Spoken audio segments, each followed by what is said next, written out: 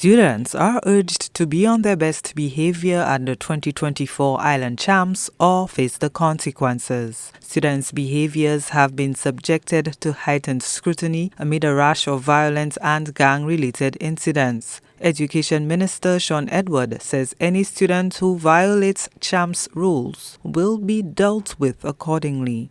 Children will be called upon to account for their behavior on that day.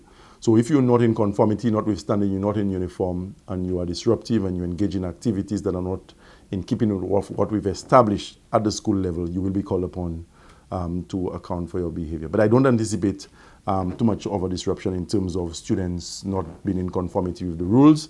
I expect the sport-loving people who will come out to support the event will conform not only to the event rules, but to the general laws of society, where there'll be minimal disruption and everybody will enjoy it. Troublemakers have also been warned that the police will not tolerate any lawlessness at the event. The police will be on hand to support the efforts of the Ministry of Youth Development and Sports and the Ministry of Education, so that whoever who intends on traveling to Soufriere with a view to being disruptive, let me say that this will not be tolerated, and that the security forces have promised that they will be lending support to the event. The Island Champs is set for Sunday, March 17th at the Soufriere Mini Stadium. Sports and Youth Development Minister Kazam bemoaned the lack of corporate involvement when the meet was held on a weekday, hoping the change to the weekend will make a difference. You have a track and field tournament happening during the week.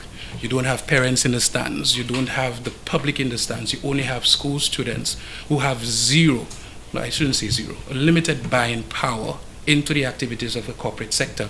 How do you sell the sport to them and give them a return on the investment? And so we saw sponsorship going all the way down.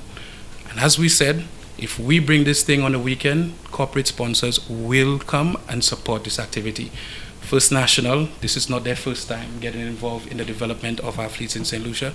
We see it. Historic move, $100,000 invested in our inter-schools competition, the Island Champ being moved to a Sunday.